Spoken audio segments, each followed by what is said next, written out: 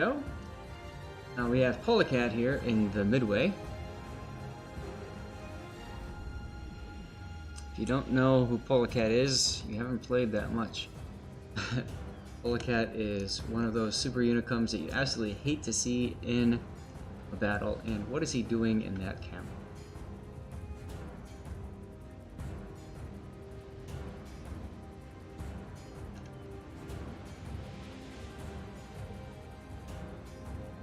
I love the detail on these carrier planes though.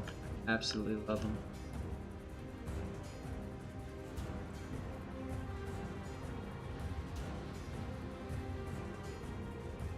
Excuse me while I get a little excited here. Aha! See? See? I know what I want. I just have to make it happen. Alright, good enough. Now, a fun thing you can do... won't let me zoom in anymore? Well, this will not. Maybe once the game starts. Alright, Papa, we got... There it is. Can I zoom in? Can't. It still won't let me zoom in, that's annoying. But I just love watching planes take off from the carrier. Isn't that so cool? Yeah, okay. So, anyways, you see how this works out. Polecat's got flags. Just leave it at that.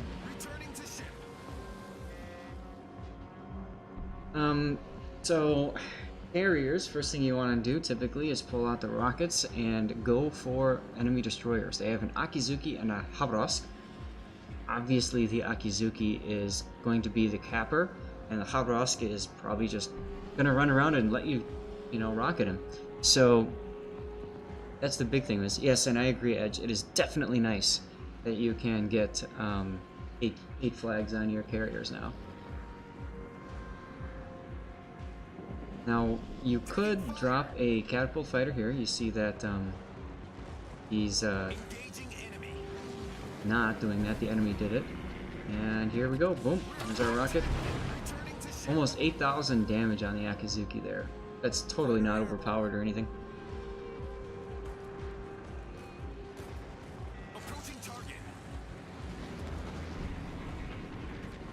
And the Akizuki is obliging you here by just staying away from his buddies anti-air. So if you're in a destroyer and you have this situation coming, you want to go speed boost or smoke, one of the two. I would probably say you go for the smoke and smoke up, and then you want to basically get your buddies closer to you. Use their anti-air. If you don't have anybody nearby and you're not willing to smoke, then speed boost and just head straight to them.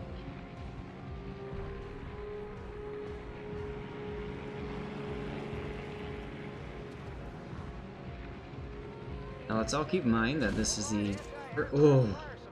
the first iteration of the rework, and so as a result, I would expect to see an awful lot of balancing runs done.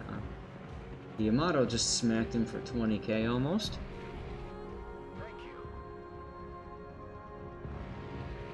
Edgecase is bringing up how he's using his speed and mouse cursor to throw off anti-air. He's basically coming in at an angle. He doesn't go straight at the target. Here comes our juicy torpedo bombers. There goes the first set. Can he get the extra one out? Looks like he will. He's slowing down. Oh, losing a lot of planes in the process.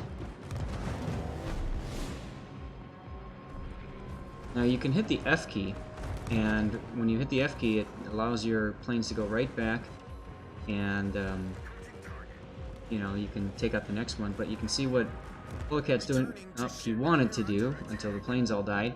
He wanted to do a little hammer and anvil attack there, and get the Yamato back on flood again, and get a perma flood. A bad idea.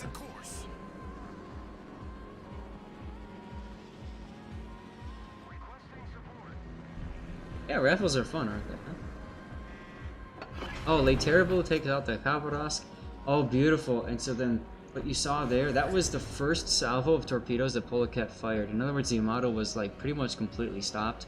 You managed to get him with the first salvo, and then the second salvo he dropped closer, got the Yamato on Flood 2, forced the Yamato DCP. Next torpedoes came in. They're super slow. You don't know what to expect him, and there he goes.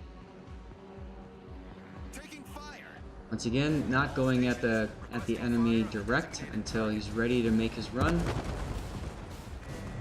It would be nice to see the plane health, but that's okay. Kind of know what's happening here. Rockets on the Conqueror are pretty powerful. They will pen the 32mm armor, I believe, but more importantly, you can wipe out a lot of his mid anti-air, which will help you later.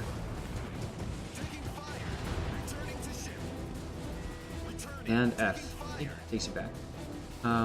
One thing to note, when you have carriers that try to snipe you, sometimes I like to go right back to the carrier, just hit F immediately, take out the next squadron, and throw a catapult plane up there. It's just one more way. Oh hey, all of a sudden the health showed up. It's just one more way, see he's kind of doing it there, of ensuring that that you won't get sniped as much.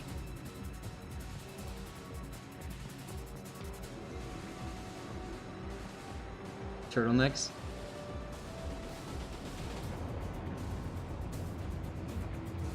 Oh, was that the third set?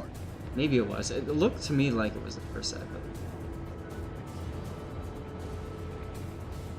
it's hard to tell because he died right off the bat.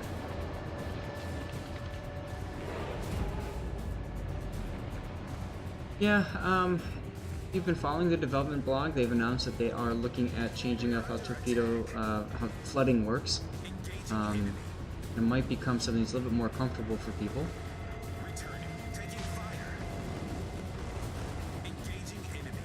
And here we go with a little bit of wavy, wavy, wavy. These are the J5N and Rise. I don't know if that's the long-range sniper one or not. I think that long-range sniper one you only get... I don't remember. Can anybody confirm for me which of those torpedo types he's using? More floods. That's another perma on the Yamato. Yep.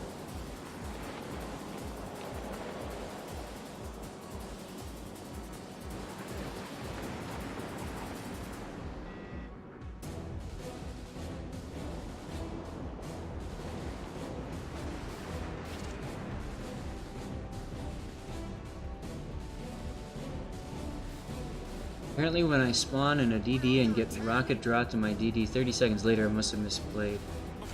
Well, so there's a few things that you can do to counteract that. Rocketing the Kronstadt, not a bad idea at this point.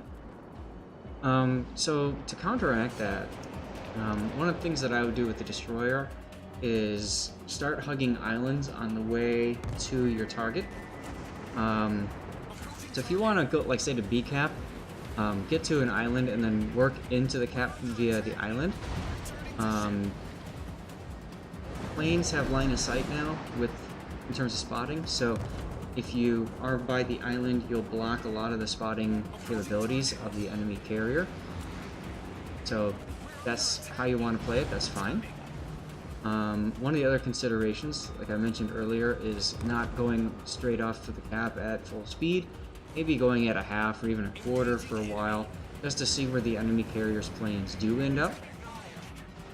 You do have the ability to spot the carrier planes typically before they will spot you in the destroyer, so you could also use that advanced notice as an opportunity to slow down, smoke up, and kind of weather the storm, so to speak, with the carrier planes, or pop your speed boost and hightail it for friendlies. I would probably say do the second option there. Okay, so these are the long-range torpedoes then.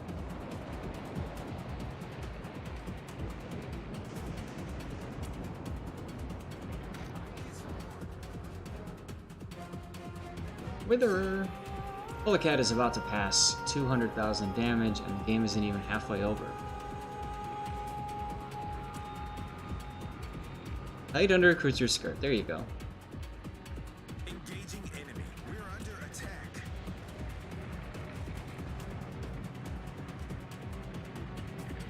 Look at lining up his torpedo strike on the Kronstadt.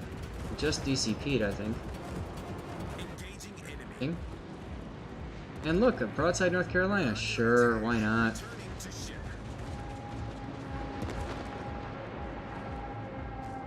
Fortunately, Kronstadt was able to dodge those torps. And goes down anyway.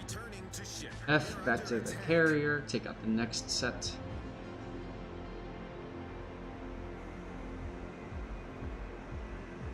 Rocket planes again. IJN rocket planes are very, very helpful, or very useful. They got really good pen if you buff them with IFHE, I believe.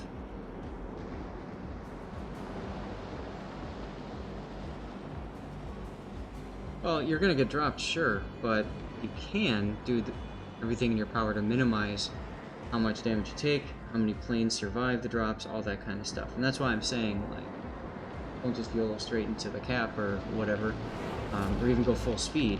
It's more just, you know, and hey, maybe it's like you start the game off and you reverse or something, I don't know. I've played a few games of randoms, I've played a few in destroyers. I haven't felt like insta-spotted and insta-killed, but I've played carriers and I've focused destroyers with those carriers, so I understand, you know, the other side of it too.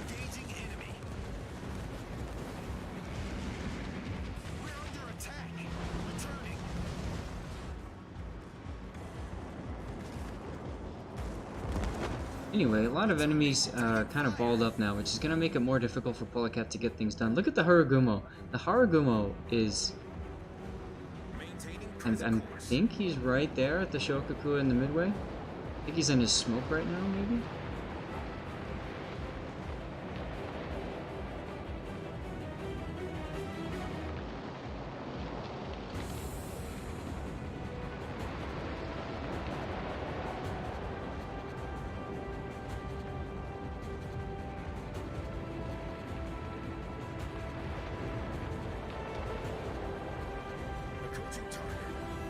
Alright, so the enemy team is all, you know, like I said, balled up. We've got, okay, so these are the long-range torps you see. He's trying to get a couple of sets in, which is exactly how I would play that. I've played the Hakuryu on the public test of it.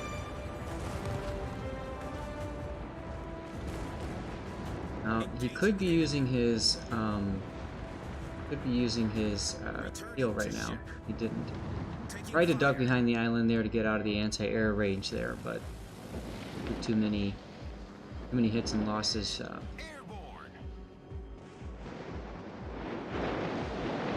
You'll notice he hasn't used his dive bombers at all. The dive bombers on the Japanese line, they're AP, which can do work, but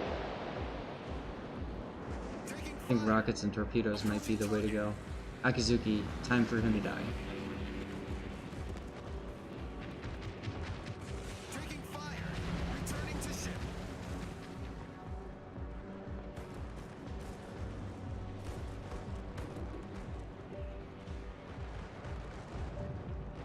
And yeah,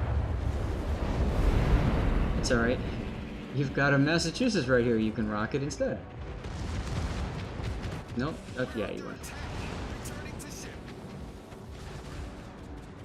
Dive bombers are really hard to line up to hit and that sort of thing. You can get some really good AP salvos with the bombs and get a Citadel or two or something like that, but I find it kind of difficult to do. High caliber, 225,000.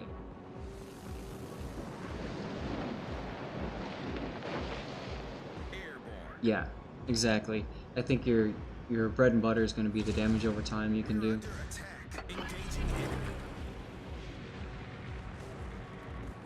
Look at all those flak bursts that he's dodging because he's slowed down.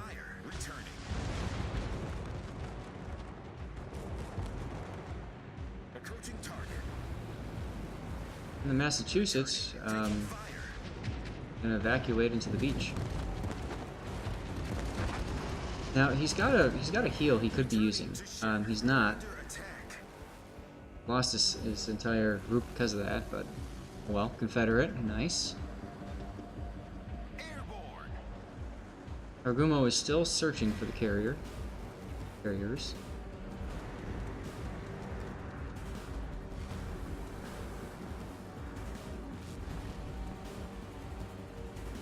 Also, look at Polecat and even the Saipan's positioning. Neither carrier is sitting in the backfield, which is really good.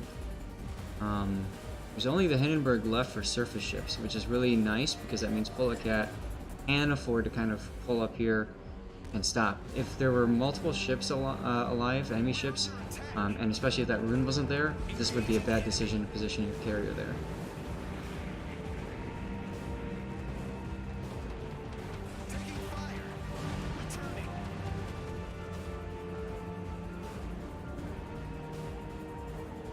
Yeah, if you can get the AI-controlled autopilot to stop crashing the island, yeah.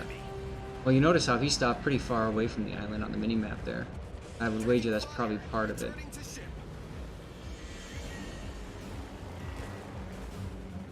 Now there's also a summoned fighter there that the enemy midway has put on, trying to defend his Hindenburg. And it doesn't matter.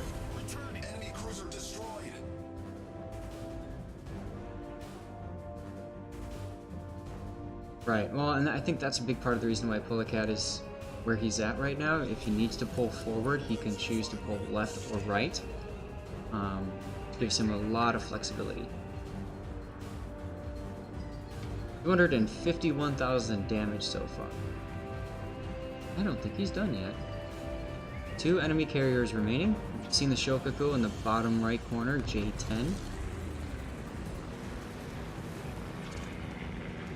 Hey, it's one of the No CV clans on his own map. That's hilarious.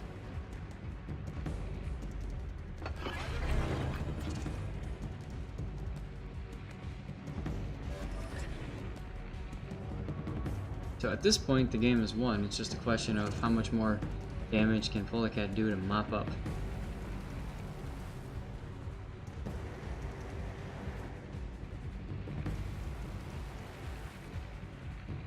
Bombers. And we know the Shokaku is still in that little corner. And you saw that immediately. Oh, they're both right there. You saw that immediately Polecat started turning in a little bit to get there a little bit quicker. Now he's got long range torps. These reach out to 12 kilometers, so he's got the ability to just kind of long range snipe. And because those carriers are just heading for the corner, where are they going to go? I mean, they have really no area to maneuver. So as a result, I'm not surprised to see this happening. Look at this. So, this is 3 salvos of torpedoes.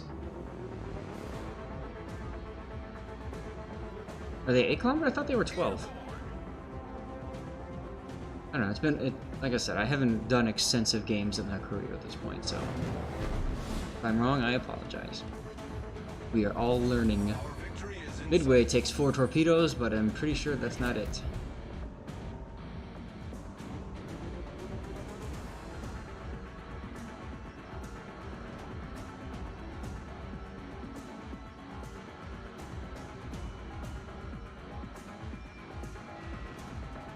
Maybe it is it.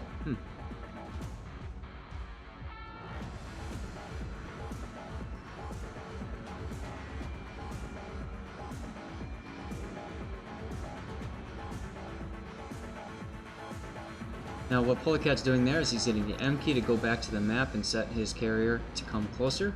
Obviously the closer he is, the sooner his planes can get into the fight, the more damage he can do.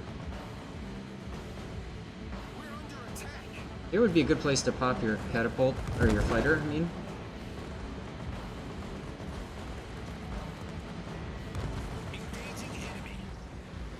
I don't know if I would have gone for the Shoke. I might have gone for the Midway because I know he flooded and DCP'd. But I have a feeling what Polecat is trying to do is trigger the DCP and follow up with. Oh well, also the Midway just died anyway. 271,000. GG indeed.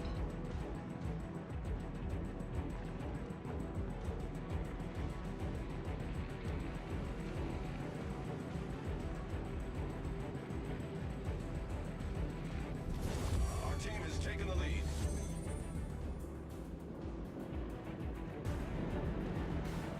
Oh, Hakuryu rocketed out. Now when you sit in the smoke like that, you you can still kind of show where your sitting, so I've been able to do that. It's kind of fun and dirty. 291,000 damage in Hakuryu. Not bad there, Bullet Cat. Thanks for that replay. Putting that into the done pile. Now we're going to start off with our tier 10s. And we'll look at the game from a destroyer perspective here.